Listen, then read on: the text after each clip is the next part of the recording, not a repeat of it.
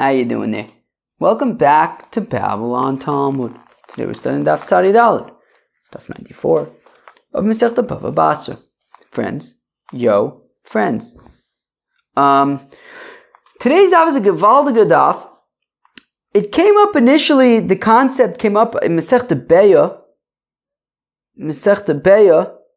That's where I remember it from the first time. And it's a very interesting Inyan. So we're going to do this. I learned this daf, I think, on the airplane. So that's that. I think normally I would have wanted to get a little further. We're going to do the entire daf. I think normally I would have maybe wanted to push halfway through Tzadei Omar Aleph, but this is going to be fine.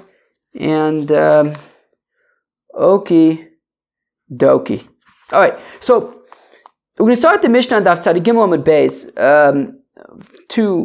5 lines from the bottom, 2 lines from where it gets wide. Hamocher peris lachaver areze mekabel olav rova tinofis l'sa. That's very, very interesting. Very interesting. So if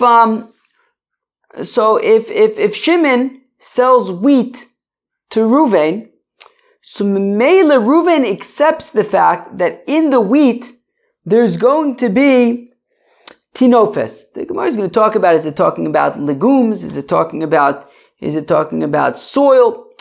But the point is, you're paying for a kilo of wheat. Look, Memele, it's not going to be a pure kilo of wheat. There's going to be some dirt in there. There's going to be other things mixed in as well, and that's just kind of part of how it goes, right? If you buy potatoes, so there's going to be some schmutz on the potatoes. You buy, tomatoes, there might be a vine in there. It's just, when you buy in Yonim, you buy corn, there's going to be the stalks around it. You buy watermelon, you're paying pretty much, probably 3/4 what you're paying for is probably the rind. But whatever it is, so that's a lot. But Akoponim, the point is, if Shimon sells grain to Ruvain, Harezim Mekabel Olav, Ruvain accepts that Rova Tinofis L'Soyo, so it's sort of what's considered acceptable is that there is a rova. A rova is 1/4 of a kav per saw. A saw is 6 kavs. A rova is 1/4 of a kav, which means that in one kav there are 4 M&Ms in one kav. And 6 kavs means 6 groups of 4 M&Ms in each group. So 6 times 4 is 24. So basically, when you buy grain, so sort of the threshold that is acceptable is 1/24 of the grain is going to be some kind of sort of outside matter. Tainim, if you buy figs, mikabel olav eser mitulos lemeya, you kind of accept the fact that there are going to be 10 wormy ones for every 100, so if you buy 100 figs, 10 of them are going to be wormy. That's just the way it goes. Interestingly, I find with the fresh figs, Baruch Hashem, with the Geshmaka fresher figs, I don't find bugs very often, which is nice. But with the dried figs, forget about it. I'd even go so far as to say 25% have worms in them. To such an extent that I actually don't enjoy eating them, because it always feels like if I don't find any worms in them, it's just because I didn't find it, but it's there. There's so many, it's so common to find worms in dried figs that I don't know, kind of throws it off. Akoponim. So okay, if you buy figs, so Memele, sort of what the threshold that is allowed is 10 wormy ones per 100. Martev shel yoyin, if you buy a cellar of wine, Mikabel olav eser kosos lemeo, so per 100 barrels of wine, 10 of them are going to be duds. Kankanim b'sharin, jugs in Sharon, it's a place, an area.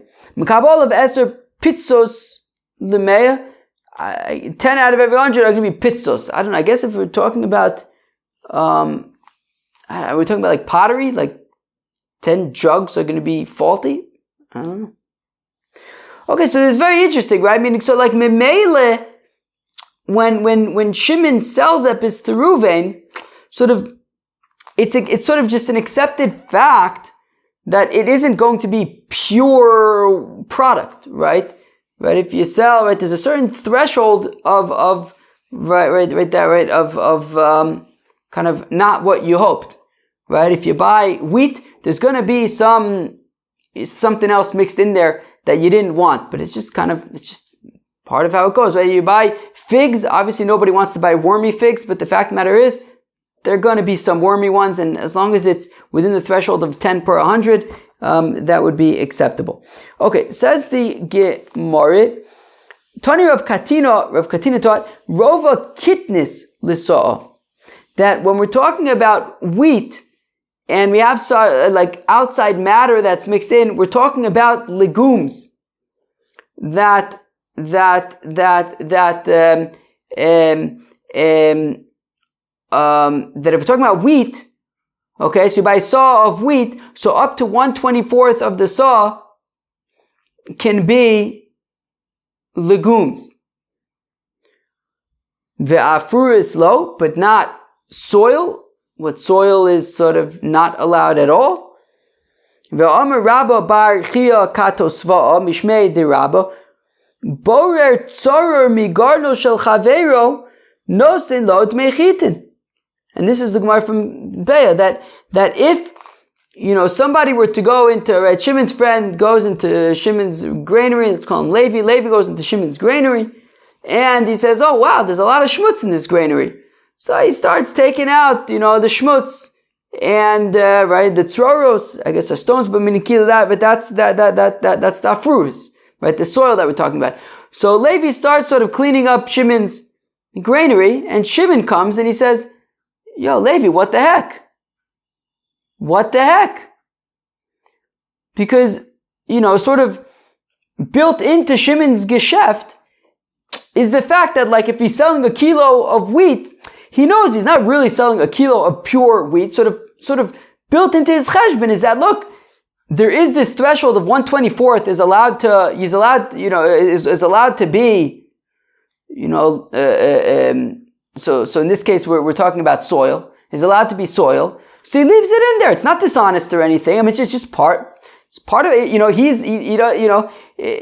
There's a certain threshold that's acceptable, that's allowed, and it's understood that when he sells wheat, it's not going to, if you buy a kilo of wheat, you're not getting a kilo of only wheat. There's also going to be some soil in there, and sort of that's just kind of part of his numbers, how he calculates his numbers. But now that Levi took out all the soil, so a kilo of wheat is mamish a kilo of pure wheat, which means that he's going to have to be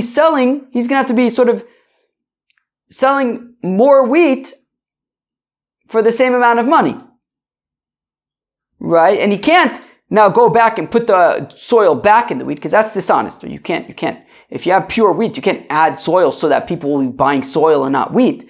But if the soil's in there, so you can leave it in there as long as it's sort of within the threshold of what's acceptable.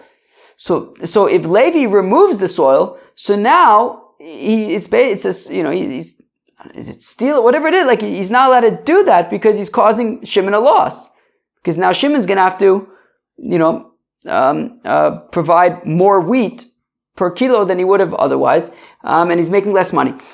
And he can't add back in the soil, so he's basically, Levi's causing Shimon to lose money. So Levi needs to pay back Shimon for that, right? Again, if Levi sort of cleans out the soil from Shimon's granary, Levi needs to pay back Shimon for the loss that he caused him. So we see that soil also is sort of part of this cheshbon, right? Rav Katina had taught that specifically we're talking about legumes, but clearly we seem to be also referring to soil. So, and for the Gemara, kitnis, when it comes to legumes, rova, so the cheshbon is a rova per sa'a. Afruris, when it comes to soil, pochis me rova. It's a little bit less than a rova. So yeah, it's true. There is a threshold for both legumes and for soil, but the threshold for soil is less than a rova. When the Mishnah talks about a rova, it's talking about legumes. By the way, I know it's legumes. Vafur is rova. Vafur is pochis me rova. Fine. Vafur is rova low, but is that really the case? That by soil, it's less than a rova is the threshold. V'atani, we learn in a brisa. Hamoche peris lachavero. So if Shimon is selling fruits, produce to Reuven, chitin. So when it comes to wheat, mekabel olav rova kitnius l'saw. So Reuven accepts the fact that per saw of wheat, there's going to be a quarter kav of legumes. Sorim mekabel olav rova nishoves l'saw. If Shimon is selling Reuven Bali, which is where my brother and sister-in-law are right now, and where Babylon Talmud began. So where am I?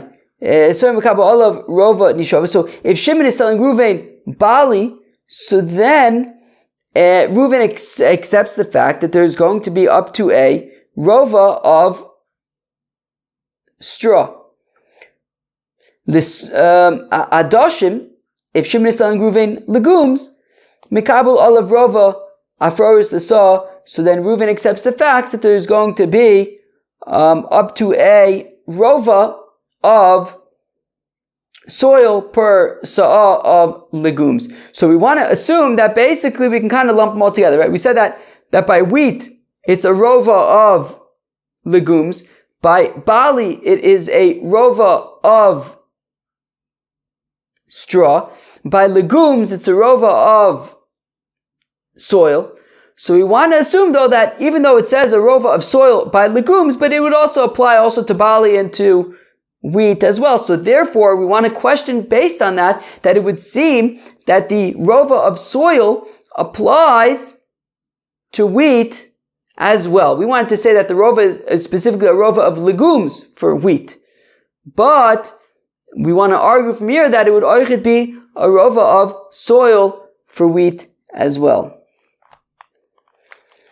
So my lab, who adin lechitim v'lesorim. So let's say that when we say a rova of soil for legumes, it's also a rova of soil for barley and for wheat.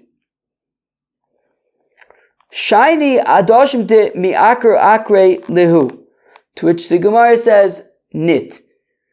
The rova of soil is specifically for legumes, but for wheat it would be less than that, or at least I can argue that it would be less than that, because the reason why by legumes the threshold is higher, it is a full rova, is because legumes, you harvest them by pulling them out of the ground. So therefore, memela, with the legumes comes soil. So therefore, there's a larger threshold for soil with legumes. Whereas by barley and wheat, you thresh them with a threshing thing. A sickle, I reckon. A threshing thing. And therefore there's less dirt because you thresh them. And therefore you basically cut them rather than pull them out of the ground. And therefore there's less soil, memele, and that's why it's less than erevia. So the Gemara says, well, if that's the case, then Taka bring that as a proof then. We initially wanted to bring this as a kasha, right? We had said that when we say a rova per sa'ah for wheat, we're talking about legumes, but soil would be less than that. We then asked the kasha from this brisa, we wanted to say that soil would also be a rova, to which we say no, that soil is a rova specifically for legumes because they're pulled out of the ground. So we say, okay, well, if that's the case, then let's flip it around and use it as a proof for what we said. That specifically it's a rova when it comes to legumes, but if it would be wheat, it would be less than a rova, like we said. So at the time of the adoshim, Demi akra akralu. So the reason why by legumes the threshold is a rova for soil is because you pull them out of the ground. Avol chite v'sairi, but wheat and barley that you thresh. Lo tifshot mina lo. Right, so akralu have a chite v'sairi lo, but not by wheat and barley. That by those you don't pull them into the ground, and therefore the threshold would not be a rova. So tifshot mina. So let us then conclude that it's taka a proof. Chite v'saire de afroris lo mikabel. That by wheat and by barley, the threshold for soil is not a rova. It's less than a rova. So let's say it's a proof. To which the Gemara says, Le'olam chite v'sai mekabel afrosh. So the Gemara says, you know what? I could actually argue that, you know what? In fact, even by wheat and by barley, the threshold for soil is also a rova. The threshold for wheat is a rova for legumes, but also a rova of soil. Okay. Well, if that's the case, then why are we specifically saying a rova of soil by legumes? Because Adosh Mitzrichale, we needed to teach that by legumes. The Sagadai Chamira may have thought, Kevin to me akrelu yosim nami lekabel. Komaj malon.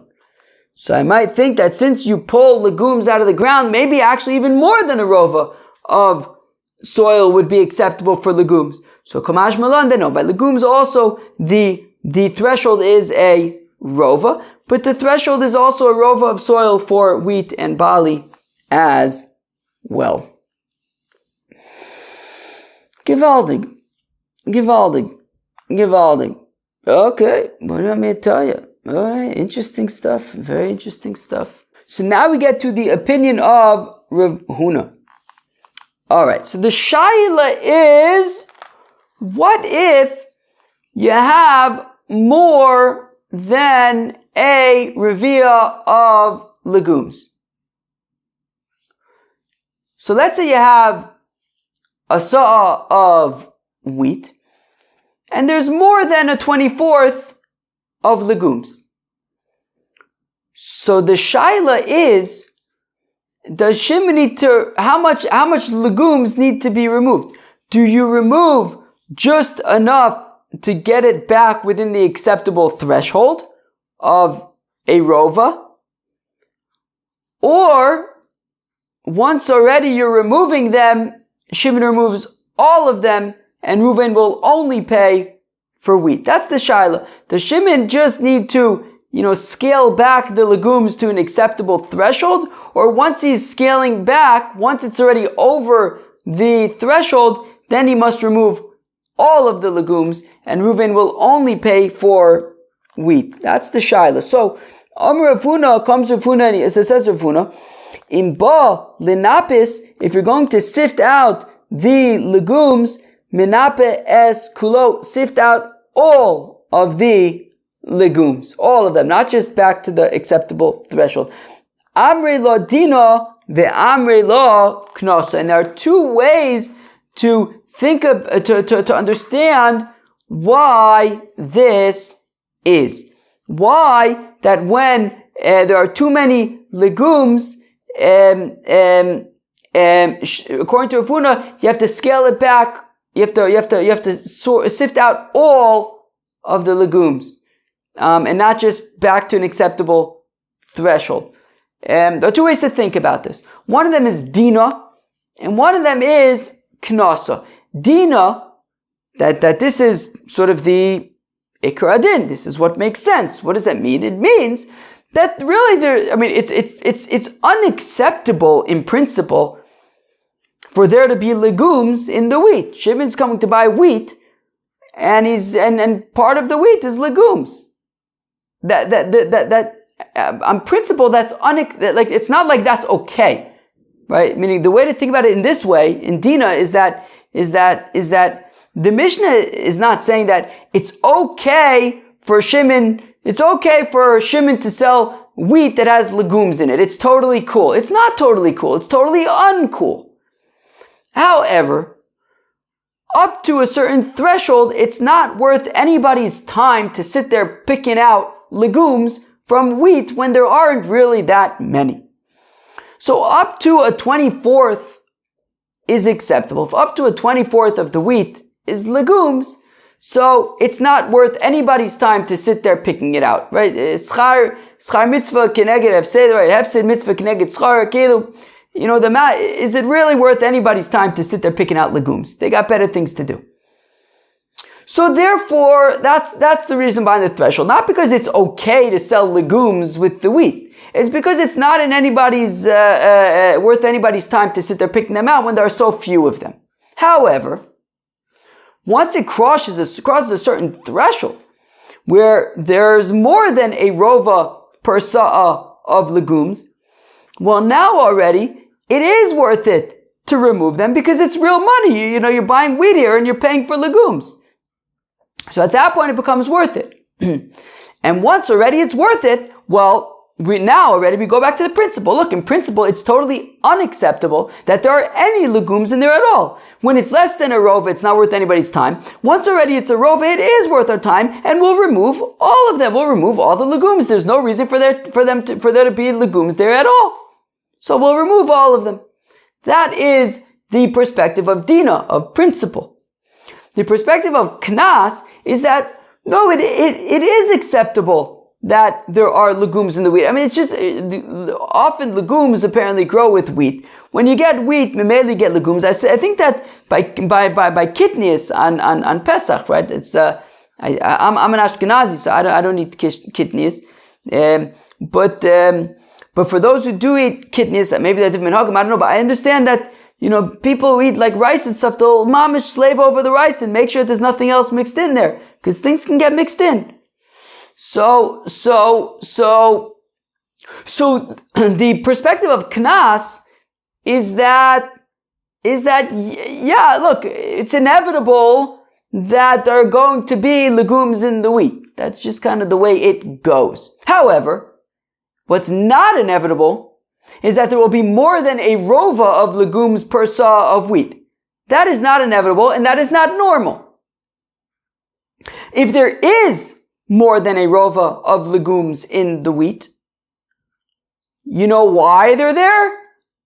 Because Shimon put them there, in all likelihood.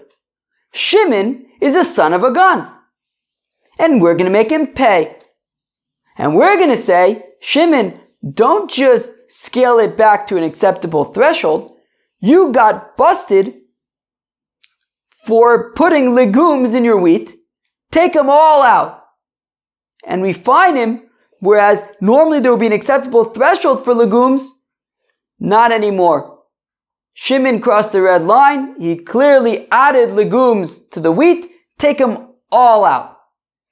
Those are the two perspectives on why Rav Huna would say that when there's more than a rova of legumes in the wheat, you take them all out. You don't just scale it back to a permissible threshold.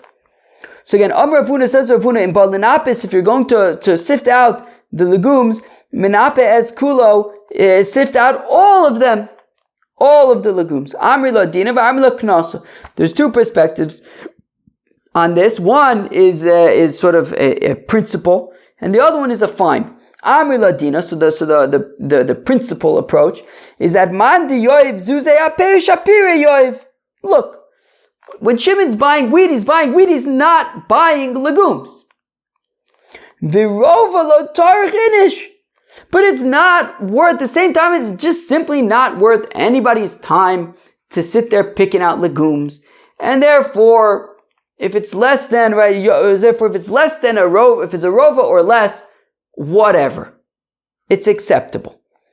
Yosemi rova, but when there's more than a rova of legumes per sa'a of wheat, all of a sudden it does become worth people's time, and at that point they're going to remove all impurities from the wheat.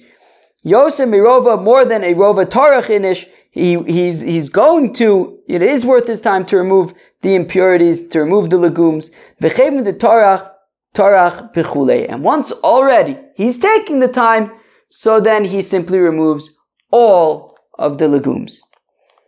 Ve'amri lo knaso. And there are those who say that it's a fine that we fine shimin, because rova shchiach, a rova or less of legumes per sa'ah of wheat is common, and therefore it's acceptable.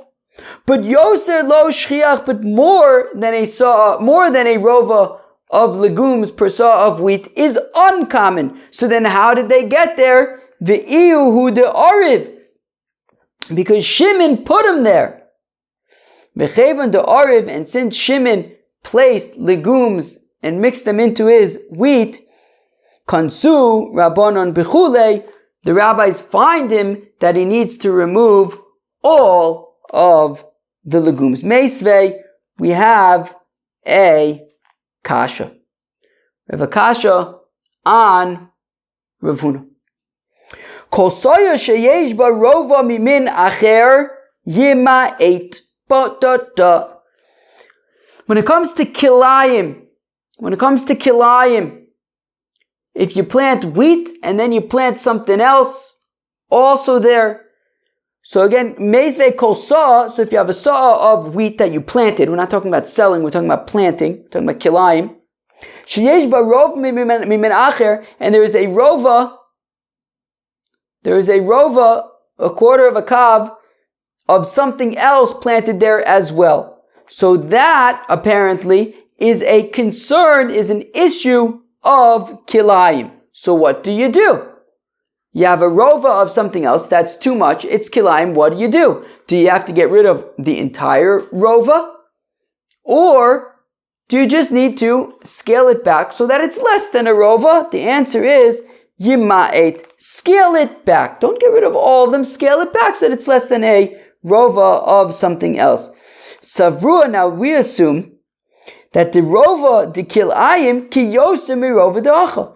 That when it comes to kilayim, when there is a rova of another min, that's the equivalent, right? We're saying they have to scale it back. That's the equivalent of when there is more than a rova of legumes in the wheat. In our Mishnah. In our Mishnah, we said that up to a rova of legumes is okay, but more than a rova is not okay. Now by kilayim, it's slightly different. We're saying that it's not, more than a rova is not the cutoff, rova is the cutoff. If you have a rova of something else mixed into your wheat field, that's a problem. And what do we say there? We say scale it back. So the Gemara says, well, let's assume that having a rova per sa'ah when it comes to kilayim is the equivalent of when you have more than a rova of legumes per sa'ah of wheat for sale. And we say by the kilayim, what do? Scale it back so that it's within the threshold, i.e. less than a rova. So shouldn't we say then that the same would apply to our Mishnah when Shimon is selling Reuven wheat and there's more than a rova of legumes, that he should simply have to scale it back so that it's within the threshold, just like by kilayim? So why is Rav Huna saying he's got to remove all of the legumes? Why not just scale it back like we see by kilayim? Vikatoni Yimait, we're saying scale it back by kilayim. Lo nit. Ruba de kilayim ki ruba, rova de kilayim ki rova de hacha adami. No, rather, a rova when it comes to kilayim is just like a rova over here. Meaning, we said that by wheat, it's acceptable to have a rova of legumes. And guess what? A rova by kilayim is also acceptable. It's acceptable if you have a wheat field. It's acceptable to have a rova of something else planted there as well. But if that's the case, you might. Well, then why do you have to minimum? Why are we saying scale it back? What's there to scale back? It's acceptable to have a rova of something else by kilayim, apparently.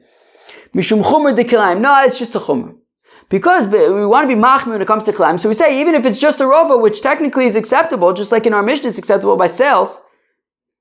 So by kilayim, technically it's acceptable, but we're stringent when it comes to kilayim, we say scale it back.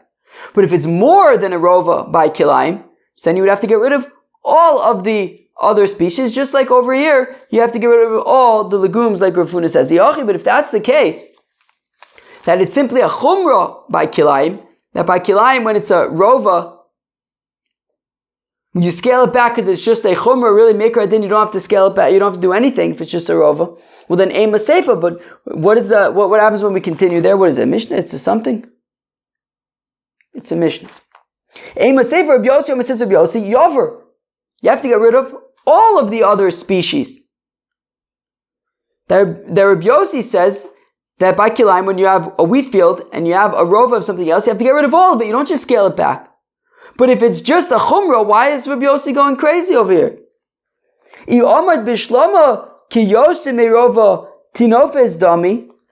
Okay, this makes sense to me if we say that a rova by kilayim is like more than a rova by our Mishnah, which he calls your tinofes of like this, legumes or soil, the tinofes in the sale. So I understand if we say that a rova by kilayim is the equivalent of, in our Mishnah, more than a rova.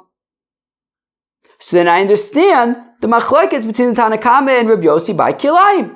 Meaning, we're saying that a rova by kilayim is a problem. And the question is, how do you solve the problem? The Chachamim say it's enough to solve it by just scaling it back. Rabbi Yossi says that's not enough, you have to get rid of all of it.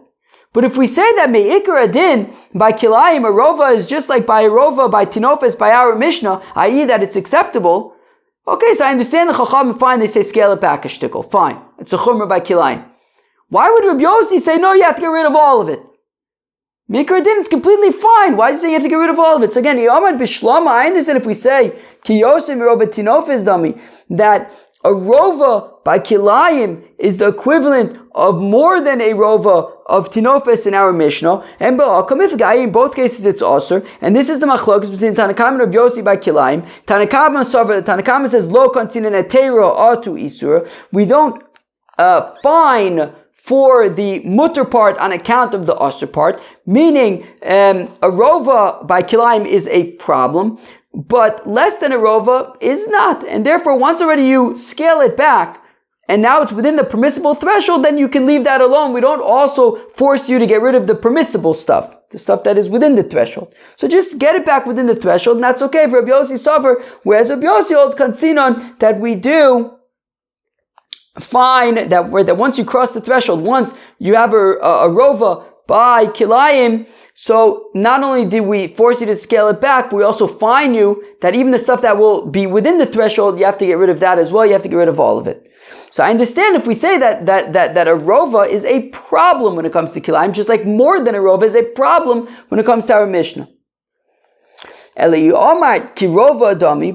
you say that a rova of kilayim is like a rova in our Mishnah, i.e. it's within the threshold, it's acceptable, Amai Yover, why would Rabbi Yossi say they have to get rid of all of it? Mikra Din, it's within the threshold. Hosama, in the time of Rabbi Yossi, look, I can argue that by kilayim also, it's within the threshold. It's within the threshold, right? A rova is within the threshold by kilayim as well. So then what's pshat with Rabbi Yossi? Why do you say you have to get rid of all of it? Because it looks, if you just scale it back a shtickle, then it looks like you're like, you're like kind of playing games with kilayim. You're like keeping the kilayim there, you're just scaling it back a little bit, but you want to kind of keep as much of the other things as there as you can. If we don't want anything to do with kilayim, and once already you have to, you have enough that you need to scale it back, scale it all back. But maker din, it is within the threshold, but if it's more than the threshold, I would argue that by kilayim you'd have to get rid of all of them, just like in our Mishnah, when it's above the threshold, you have to get rid of all of it, according to Rav Huna. Tashma, we've seen this before. Shnayim shevkidu eitzel echod zemona v'zeh mosayim, zeh omer mosayim shali v'zeh omer mosayim shali, nosin lo zemona v'lo zemona v'ashaye munich ad shavu Eliyahu. We've seen this before. We saw it in Bava Metzia. Two people deposit money with somebody. One of them deposits 100 zuzes. The other one deposits 200 zuzes. Givaldik. So comes time to collect it. So obviously, the one who deposits 100 takes back 100. The one who deposits 200 takes back 200. You take back what you deposited. But that's unfortunately not what happens. Both of them claim that the 200, of course, is theirs. Now there's only a total of 300, right? There isn't 400 to give each one 200, right? So there's only one of them's lying. One of them's telling the truth, one of them's lying. So what do? So there's two opinions. We're going to see the other opinion in a minute that you might remember. But the first opinion is, well, look, each one's entitled to 100, right? Each one deposited at least 100, so give them each back 100. And then in terms of the extra 100, so that we have to leave. We don't know what to do with it. We don't know. Both of them claim it's theirs. It can't obviously be both of them. It can't belong to both of them, obviously. It's only one of theirs. So we don't know whose it is. We'll leave it until Elijah the prophet comes. We'll ask him, and then we'll figure out what to do with it then. And so there we see, so even though somebody is, so based on from the perspective, right, we saw two perspectives, two ways to understand Rav Huna, right? Rav Huna says that when there's too much legumes, you have to get rid of all of them. So one perspective was that it's a fine, because the only way for there to be so many legumes that it's more than a rova is that Shimon must have added them. And because he added them, we fine him and we get rid of all of them. So here also, one of them is definitely lying. So therefore why should we give both of them 100? We shouldn't give anybody anything, because one of them is lying. We should fine him. And just like Rav Huna says, get rid of all of it. So here also we should get rid of all of it. So again, Tashma, two people who deposited money with somebody. One deposited 100, the other deposited 200. Each one claims that the 200 is there, belongs to them. So so you give each one 100. And with regard to the outstanding 100, we'll just have to put it aside until Elijah the prophet comes. And so we're not wiping it all clean. We're saying the extra is what you gotta put aside. So awesome, yeah, but over there, yeah, but the difference is that in that case, look, we do know for sure that each one deposited 100. That we know for sure. And if for Mikar Adin, we know that each one is owed at least 100. That for sure we know. Which is not the case over here. It's possible that Shimon literally added all of the legumes. And therefore, we wipe it clean. It's possible that Shimon is the son of a gun and he Pashut added all of the legumes. And therefore, we get rid of all of them. Tashma coming here. Miseifa. From the Seifa. Maybe remember this. Rabbi Yossi says, Imkain ma'ifsir aramai. So let's try to bring a proof taka from the Seifa. For Rav Huna. That Rabbi Yossi Imkain ma'ifsir aramai ela akol yemunach ad shov Eliyahu. That Rabbi Yossi says, wait, that's not fair. You have two people deposited this money. One deposited 100, one deposited 200. Both claim that the 200 is theirs. One of them is lying, one of them isn't. If you say that each one gets back 100 because they deposit at least 100 and the outstanding 100 will just have to wait till Elijah the prophet, the dishonest party, the lying party, loses absolutely nothing. The lying party is the one that deposited 100 and they're getting back 100. All they're doing is messing over the other guy who now can't get back his full deposit. He's only getting back half. So according to the first way to understand it, that each one gets 100, so the liar loses, there's no skin off his back. He doesn't lose anything. He shows up, he basically collects his 100, and at the same time makes the other guy lose 100. We need that the liar has skin in the game, so that he's going to think twice about claiming that the 200 is his, or at least maybe after claiming that the 200 is his, he'll go back and say that it isn't. Meaning, according to Rabbi Yossi, he says nobody gets anything. Nobody gets anything until we get down to the bottom of this. So now the liar is going to think twice. If he says that the 200 is his, and obviously the other person is going to say 200 is, nobody's going to get anything. So then he's not going to be tricky. Or even if he said that the 200 is his, now he realizes that he's not going to get anything, so maybe he'll be honest and say, you know what, I forgot, the 100 is mine. At least I'll get back his money. So according to Rabbi Yossi, he says, Taka, that nobody gets anything. So therefore, right, the person was being dishonest by saying that the 200 is his, and we're saying nobody gets anything. So therefore, this should be Taka a support for Rav Huna. That according to the opinion that says that if there's more than a rova, it means that Shimon added the legumes, he was being dishonest, we should wipe it all clean. So Tashma, Miseifa, let's bring a proof for Rafuna from the Sefer. Rabbi Yossi says, Rabbi Yossi, but then what does the liar lose out? If everybody gets back the lowest common denominator, the 100, the liar loses absolutely nothing. All he does is cause the other guy to lose. Rather, all of it remains until Elijah the prophet can tell us what belongs to who. And that way, the liar loses as well, and he has skin in the game. Awesome. That's not necessarily a proof, because over there, Vadai Ika Ramoy. Over there is definitely a liar. One of them is a liar, right? One of them deposited 100, the other one deposited 200. They're both claiming the 200 is theirs. One of them's lying, one of them isn't. We know for sure that there's a liar in the mix. So therefore, we wipe it all clean, and we know nobody gets anything. But over here, I mean, look, chances are that if there's more than a rova, Shimon added legumes. But it's not definitive. It could be that there just are a lot of legumes in the wheat, and maybe I could argue that that maybe scaling back is enough. So that's not necessarily a proof for Ravuna. Tashma Kaminir Shtash Bo Ribis. If Shimon lends Reuven $100 and says pay me back $150, and they have a document, so that's of course interest.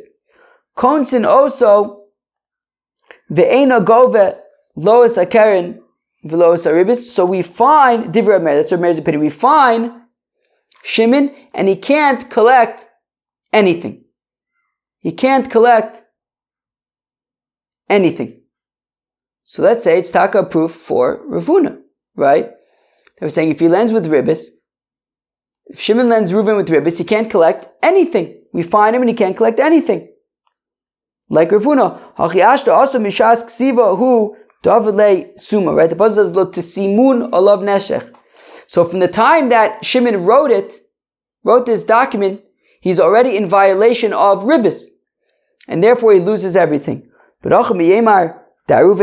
again, over here, like we said in the previous case, we don't know for sure that Shimon necessarily threw those legumes in there. So therefore I could argue that maybe by the legumes we were scaling back, maybe would be enough. It's not a proof for it. Rafuna, Tashmami Seifa, come here from the Seifa, V'chachamam gove es akeren, ve'ena gove es aribis.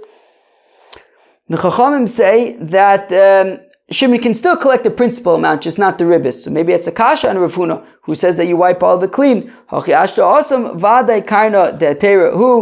said, well, no, I can argue that, look, by the ribis, Shimon's Me'ikar Adin, Shimon's entitled to collect the principal amount, right? He lent 100, he's entitled to get paid back 100, Me'ikar Adin. So the Chacham says he's allowed to get back 100, just not the extra 50. So but over here, I mean, it could be that Shimon Mamish added every last legume. He added all of the legumes. So therefore, it's not a kasha in Rafuna, because there's a reason to argue that over here we should remove all of the legumes. All right, we're going to stop here. So kind of it still does go weiter until like the two dots in the middle of Tzadei Yom Aleph, but we'll stop here. We started today an interesting Mishnah about when you buy things and kind of like what's considered an acceptable threshold for it not to be completely pure. So that was kind of right. We said that we gave different amounts for different things. We focused on wheat, and it's a rova per sa'ah of either legumes or soil. Then we got into Rav Huda's opinion, who says that if already it passes the threshold, so then you actually remove all of them, not just to scale it back to within the threshold. We saw two reasons for that. One was Dina, which is that really Me'ikar Adin, there shouldn't be any outside matter in there, but sort of it's not worth anybody's time to remove it until it crosses the threshold, in which case you remove all of it because none of it belongs there. The other opinion is that it's a fine, that really, generally speaking, the only way it would cross that threshold is if Shimon added it in there, and therefore, because the assumption is that he added it, therefore he's got to scale it all back. And then we tried to kind of bring proofs for or against Rav Huda's opinion, and we're going to kind of wrap that up tomorrow. Peace out.